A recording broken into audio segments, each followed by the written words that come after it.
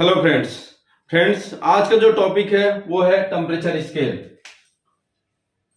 तो temperature scale के बारे में मैं आज आपको डिटेल से बताऊंगा। तो सबसे पहले आपको जानना होगा कि टेम्परेचर क्या होता है, फिर मैं आपको बताऊंगा स्केल के बारे में। तो टेम्परेचर के बारे में अगर आप नहीं जानते हैं तो उसके ऊपर मैंने ऑलरेडी वीडियो बना रखा हूं। उस वीडियो को मैं पोस्ट कर चुका हूं। उस वीडियो को आप जाके आई बटन पे देख लीजिएगा। उस वीडियो का लिंक यहाँ पर अवेलेबल है। तो मैं भी बताऊंगा जो स्केल क्या होता है। स्केल मतलब किसी भी चीज को मेजर करने के लिए हम जो क्या करते हैं स्केल का इस्तेमाल करते हैं। जैसे कि अगर किसी भी वस्तु का हमको लेंथ निकालना हो तो हम क्या करते हैं, जो इंच टेप का मेजरिंग टेप का इस्तेमाल करते हैं। ठीक है, इसी तरह जो टेम्परेचर होती है, टेम्परेचर को तो आप जान चुके हैं क्या है। तो इसको मेजर करने के लिए हम लोग क्या करते हैं, जो टेम्परेचर स्केल का इस्तेमाल करते हैं। तो जो टेम्परेचर स्केल होते हैं वो कई तरह के हैं। यानी कि जैसे कि हम लोग जो लेंथ को मेजर करने के लिए हम लोग मीटर में, सेंटीमीटर में, किलोमीटर में ऐसे इस्तेमाल करते हैं, माइल्स में, मील्स में इस्तेमाल करते हैं। इसी तरह जो टेम्परेचर को जो मेजर करने के लिए जो मेजरिंग स्केल है वो अलग अलग यूनिट में, यानी कि उसको हम लोग डिग्री सेल्सियस में, डिग्री फ़ारेनहाइट में, केल्विन में, रैंकाइन में और र्यूमर में जो उसकी जो यूनिट है जो मिलती है। तो सबसे पहले हम लोग ये जानते हैं जो डिग्री सेल्सियस है, डिग्री फ़ारेनहाइट है, केल्विन है, रैंकाइन है, र्यूमर है, वो जिसमें लिखा रहता है degree C, degree F, K, degree R, degree R E, इनका जो मतलब है वो सब क्या है, साइंटिस्ट के नाम पे है। यानी कि जिन जिन साइंटिस्ट ने क्या किया, इन स्केल को जो डेवलप किया तो उन्हीं के नाम पे जो इन स्केलों का नाम पड़ गया। जैसे कि जो सेल्सियस स्केल है उसको हम लोग शॉर्ट में लिखते हैं डिग्री सी। तो डिग्री सी का मतलब होता है सेल्सियस। एक जो साइंटिस्ट थे एंड्रस सेल्सियस, उन्हीं के नाम पे ये डिग्री सेल्सियस स्केल जो है ये लिखा गया। दूसरे जो साइंटिस्ट थे जिन्होंने फ़ारेनहाइट स्केल का जो इन्वेंशन किया था उनका नाम था डेनियल गार्बियल फ़ारेनहाइट। तो उन्हीं के नाम पर जो है इस स्केल का नाम रखा गया, वो है डिग्री फ़ारेनहाइट। थर्ड जो स्केल है वो है केल्विन स्केल। तो जो साइंटिस्ट है उनका नाम था विलियमसन लॉर्ड्स केल्विन। तो उन्हीं के नाम पर इस स्केल का नाम रखा गया केल्विन। इसी तरह और जो अपने जो टेम्परेचर स्केल है जैसे कि रैंकाइन और र्यूमर स्केल है, वो भी दोनों क्या है, वो साइंटिस्ट के नाम पे हैं, रैंकाइन और र्यूमर स्केल।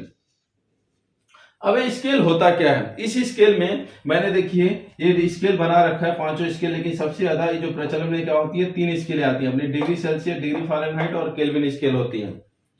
और इसमें मैंने ये पॉइंट भी लिख रखा है, absolute zero, freezing point of water, boiling point of water. पहले मैं एक बताऊंगा एग्जांपल देके कि कोई भी मान लीजिए कोई भी टेम्परेचर स्केल है उसको कैसे डेवलप होता है। यानी कि किसी भी साइंटिस्ट ने, मान लीजिए मैंने एक टेम्परेचर स्केल लिया, ये है, और इसको क्या किया, मैंने एक बॉल में इसको डाल दिया। यहाँ पे इस बॉल में मैंने क्या किया, पानी भर दिया।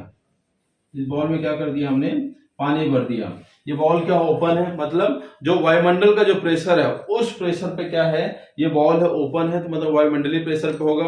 इसको और हम क्या करते हैं, जैसे पानी है, पानी को हम क्या कर देंगे, अब ठंडा करेंगे। ठंडा तब तक करेंगे जब तक कि ये जो पानी है ये जम ना रहे, मतलब कि ये फ्रीज ना होने लगे। ठीक है, मतलब एटमॉस्फेरिक प्रेशर पे इसको हम क्या करेंगे, कूल करेंगे, और तब तक करेंगे जब तक ये क्या होती है, ये फ्रीज होने ना लगे, यानी कि ये जमने ना लगे। तो वो जो टेम्परेचर है, यानी कि जब ये लिक्विड से जब ये सॉलिड में जब कन्वर्ट होती है, तो वो जो टेम्परेचर है उस टेम्परेचर को हम क्या करते हैं, नोट कर लेते हैं। तो वही क्या होती है, जो फ्रीजिंग पॉइंट होती है, क्या होती है, फ्रीजिंग पॉइंट ऑफ वाटर होती है। ठीक है, वो जो पॉइंट होती है, यानी कि जब ये लिक्विड से, जब जो वाटर है वो लिक्विड से सॉलिड में जिस टेम्परेचर पर कन्वर्ट होती है उस टेम्परेचर को क्या बोलते हैं, फ्रीजिंग पॉइंट ऑफ वाटर। ठीक है, लेकिन ये जो भी प्रोसेस हो रही है वो क्या हो रही है, वायुमंडलीय प्रेशर पर हो रही है, यानी कि जो एटमॉस्फेयर का जो प्रेशर उसी प्रेशर पर हो रहा है। इसी वाटर को हम क्या करते हैं, हीट करते हैं। अभी क्या है, हीट करते हैं, क्या सबसे पहले क्या रहेगा, लिक्विड फॉर्म में रहेगा, मतलब लिक्विड से क्या रहेगा, ये गैसियस फॉर्म में कन्वर्ट होता है। हम इसको जो हीट करते हैं तो देखते हैं कि कब ये लिक्विड से गैस फॉर्म में कब कन्वर्ट है। यानी कि जैसे कि हम जो पानी को जो बॉयल करते हैं तो देखते हैं ना कि वे वेपर में कन्वर्ट हो रहा है। ये भी जो भी प्रोसेस होगा वायुमंडलीय दबाव पे ही होगा, यानी कि एटमॉस्फेयर का जो प्रेशर होगा उसी प्रेशर पे होता है। इसको जब हम हीट करते हैं तो देखते हैं कि ये गैस फॉर्म में कब कन्वर्ट हो, उस टेम्परेचर को हम नोट कर लेते हैं।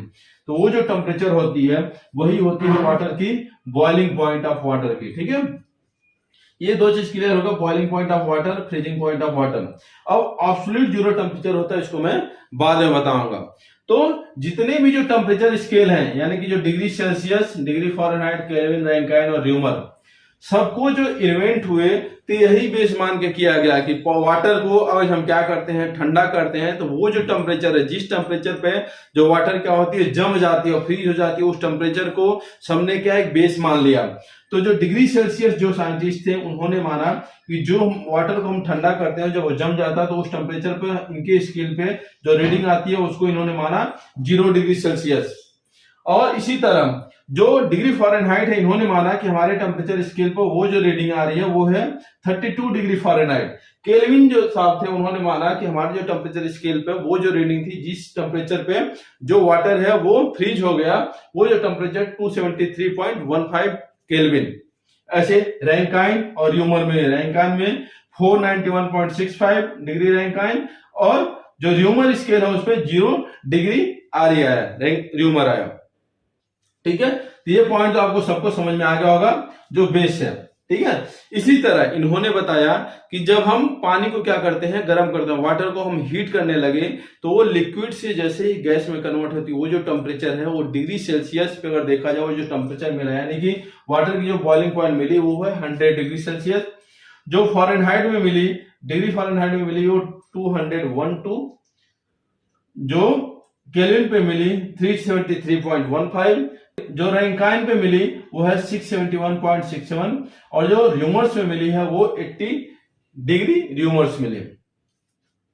तो जितने भी टेम्परेचर स्केल हैं, वो जो बेस क्या है कि वाटर को हम क्या कर रहे हैं, ठंडा कर रहे हैं, तो जिस टेम्परेचर पर हो रही है तो उसका वो फ्रीजिंग पॉइंट हो गई, जिस टेम्परेचर पर वाटर क्या बॉयल हो रही है एटमॉस्फेरिक प्रेशर पर, उसको हम बॉइलिंग पॉइंट है। तो जितने भी टेम्परेचर स्केल है सब में देखेंगे आप कि जो डिवीजन है, यानी कि जो आपका फ्रीजिंग पॉइंट से लेकर बॉइलिंग पॉइंट का जो डिफरेंस है वो क्या है, अलग अलग मिलेगा, कुछ में सेम है, कुछ में अलग अलग। यानी कि आज हम डिग्री सेल्सियस में देखते हैं तो 100 का मिलता है आपको जो पार्टीशन है, यानी कि इन दोनों के बीच का गैप। जो डिग्री फ़ारेनहाइट में आपको मिलेगा 180 का, जो केल्विन पे मिलेगा 100, और जो डिग्री रैंकाइन में मिलेगा आपको 180, और जो डिग्री र्यूमर्स में मिलता है आपको 80 मिलता है। यानी कि जो सबसे कम जो गैप है वो है र्यूमर्स में, और सबसे ज्यादा जो मिलता है वो डिग्री फ़ारेनहाइट और रैंकाइन में मिलता है। ठीक है, और जो दो जो टेम्परेचर डिग्री सेल्सियस और केल्विन, इसमें 100 का मिलता है। ठीक है, इसमें एक चीज और पता लगाया गया, कोई भी अगर जो पदार्थ है, कोई भी अगर मैटर है, तो इनमें जो जितने भी पार्टिकल से मिलकर बना है, तो इनकी जो औसत जो गतिज ऊर्जा है, यानी कि जो एवरेज जो काइनेटिक एनर्जी होती है वो कितनी हो सकती है, यानी कि वो न्यूनतम कितना हो सकता है, सबसे कम से कम कितना हो सकता है। तो जो इसको केल्विन साहब ने बताया कि जो किसी भी अगर मैटर की अगर एवरेज काइनेटिक एनर्जी है वो 0 केल्विन से नीचे नहीं हो सकती। कितना हो सकती है? 0 केल्विन से नीचे नहीं हो सकती थी। इस ताप को ही क्या बोलते हैं? एब्सोल्यूट टेम्परेचर, और हिंदी में इसको बोलते हैं परम ताप।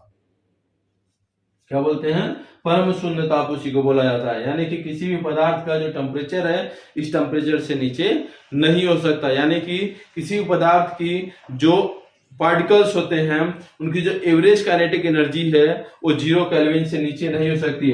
तो सभी टेम्परेचर स्केल पर अगर जिसको देखा जाए तो डिग्री सेल्सियस में वो जो टेम्परेचर है -273.15 degree Celsius, degree Fahrenheit scale को देखा जाए जो परम जो ताप होती है, परम शून्य ताप एब्सोल्यूट टेम्परेचर, वो -459.67 डिग्री फ़ारेनहाइट, केल्विन पर 0 केल्विन, रैंकाइन पर 0 रैंकाइन, और जो ह्यूमर्स में मिलती है -218.52 डिग्री ह्यूमर्स मिलती है। ये तो आपको इतना समझ में आ गया कि जो boiling point of water, freezing point of water और एब्सोल्यूट जीरो क्या है। अब इतने टेम्परेचर स्केल जो डेवलप किए गए थे इनके बीच में रिलेशन भी होते हैं, उसको मैं नेक्स्ट वीडियो में कवर करूंगा कि मैक्सिमम जो अपने जो उपयोग होने वाले जो टेम्परेचर स्केल होते हैं वो होते हैं डिग्री सेल्सियस, डिग्री फ़ारेनहाइट और केल्विन। लेकिन अगर आप रिलेशन निकालना चाहो, तो अगर आपके पास ये डाटा है तो आप सभी जितने भी टेम्परेचर स्केल होते हैं, नया है चाहे पुराना, आप सबके बीच में आप रिलेशन निकाल सकते हो। दूसरा चीज कि जितने भी टेम्परेचर स्केल जो डेवलप किए गए वो अलग अलग साल में मतलब डेवलप किए गए। तो सबसे पुराना देखा जाए जो टेम्परेचर स्केल है तो वो है अपना डिग्री फ़ारेनहाइट। ये 1724 यानी कि 1724 में ये डेवलप किया गया था। ठीक है, इसके बाद जो टेम्परेचर स्केल है वो है ये र्यूमर्स को डेवलप करने में ये 1683 से 1757 तक इस पे काम चलता रहा, लेकिन इसको फाइनली जो माना जाता है कि 1730 में ये लगभग डेवलप हो गया था। इसके बाद जो टेम्परेचर स्केल जो डेवलप किया गया वो है 1742 में डिग्री सेल्सियस। फिर जो टेम्परेचर स्केल जो डेवलप किया गया वो है केल्विन, जो है आपका 1848 में डेवलप किया गया। सबसे लास्ट में जो डेवलप किया गया वो है रैंकाइन टेम्परेचर स्केल, जो 1859 में डेवलप किया गया।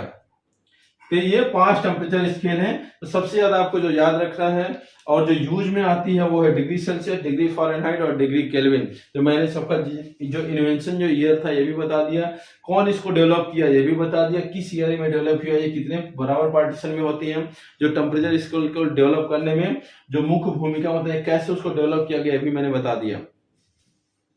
तो दोस्तों अगला जो सेशन आने वाला है इसमें मैं आपको बताऊंगा टेम्परेचर स्केल जो होती है इनके बीच में जो रिलेशन होती है, यानी कि आपने पढ़ा होगा कि डिग्री सेल्सियस से इसको क्या है डिग्री फ़ारेनहाइट में कन्वर्ट करो, केल्विन टेम्परेचर आपको दिया गया उसको बोलते हैं कि डिग्री फ़ारेनहाइट में कन्वर्ट करो, केल्विन से डिग्री सेल्सियस में कन्वर्ट करो, वो कैसे कन्वर्ट करते हो, जो फार्मूला कैसे आता है उसको मैं प्रूव करके नेक्स्ट सेशन में आपको बताऊंगा। तो आज के लिए बस इतना ही। आशा करता है कि आपको ये सेशन पूरी तरह से समझ में आया होगा। दोस्तों अगर ये टॉपिक आपको अच्छे से समझ में आया होगा तो आप हमारे चैनल को सब्सक्राइब करिए, बेल आइकन को एक्टिवेट करिए, ऐसे ही एजुकेशनल वीडियो आपको मिलते रहेगा। तो धन्यवाद दोस्तों, मिलते हैं नेक्स्ट सेशन में नेक्स्ट टॉपिक के साथ।